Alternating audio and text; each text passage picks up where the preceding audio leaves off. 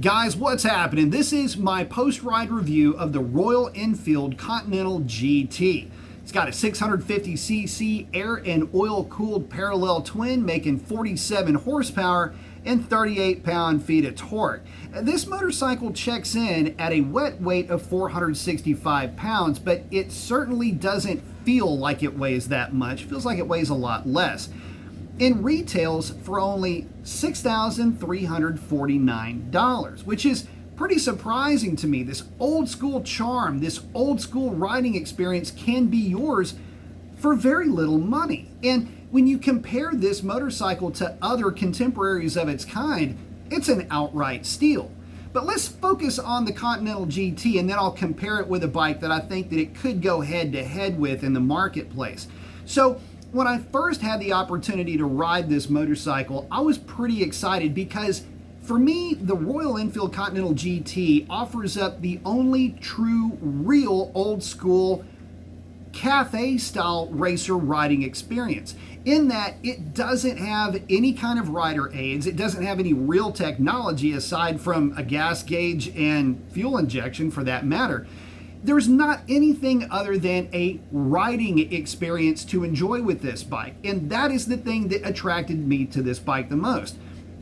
But when you add to that the size of the bike, the feel of it, the narrowness, the simplicity, and the fact that it does make horsepower and torque very similarly to motorcycles of the era that it is looking to emulate, when you think about it, this is actually just an old motorcycle that's been resto modded, so to speak, with some components to make it compatible with today's emissions laws, which in this case is just, again, fuel injection. It makes it easy to fire up and no carburetors to worry about, no leaking fuel, sealed up nice and tight, no oil leaks. Guys, this Royal Enfield for me is really one of the best motorcycles that are out there for anybody that is looking for a very pure old school riding experience, because in essence, that's really what you're buying. You're buying a 50-year-old motorcycle.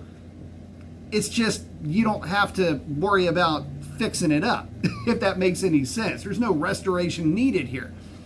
And the more I rode that bike, the more endearing it was to me. No, it's not a rocket ship, but that's not the point of a bike like this. The point of a motorcycle like this for a lot of folks, especially back in the day, was, well, you survived the experience. This motorcycle is lively. It communicates a lot of what's happening underneath you to you through the handlebars and the seat. The suspension is very well set up, albeit non-adjustable, say for preload, but it doesn't really matter because this is not a track weapon. It is just a bike to get out there and enjoy motorcycling from a different era. And speaking of bikes from a different era, I need to compare this motorcycle with a bike that I think kind of would be a good competitor for this bike. And that's the Triumph, either the T100 or the Street Twin. Now, that motorcycle checks in with about 64 horsepower and 59 pound-feet of torque. It's making more power because the engine is bigger. It's also water-cooled. At 900 cc's, you would expect more power out of that thing, wouldn't you? But it does weigh a little bit more. The lightest weight variant of these bikes, all with fuel and everything, carb weight is just shy of 500 pounds. So roughly 35-ish pounds heavier than the Continental GT, but with more power. What are they like to ride back to back? Well, the thing is that the Triumph is going to offer a bit more of a refined ride, but it's sure as heck better because at $9,600, that's practically half again more than what you would spend on a Continental GT. And with the Triumph, yes, you get a lot of the fit and finish, but you know what? The Royal Enfield isn't half bad there either. You get the performance, but the performance, especially when you're underway, is practically identical, save for maybe some minor variances in acceleration at higher highway speeds. There's not going to be a lot that separates these two machines. And so if you're looking at the Continental GT, but you're concerned that it won't be able to perform, say, on the highway, or it wouldn't be able to accelerate easily while going down the road just to move in and out of traffic, overtaking, that power on demand or reserve power condition.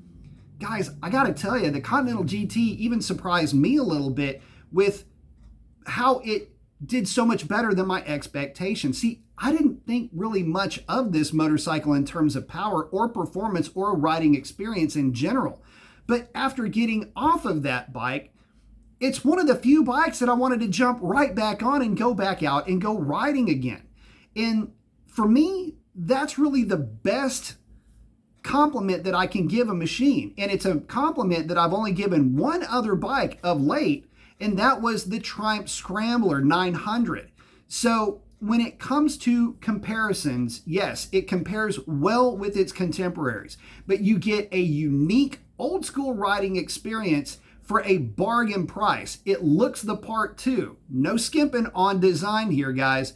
So if you're thinking about one, get over there and give it a ride. I have a feeling if you're going to be looking at one of these bikes, you already know what to expect. But in this case, my expectations were exceeded, and I'm having a hard time not bringing this one home, guys. And with that, I'm going to go ahead and wrap this video up. If you've got one of these Royal Enfields, post up down below. Let me know what your adventures have been with that bike, and we'll catch you on the next one. Thanks for stopping by.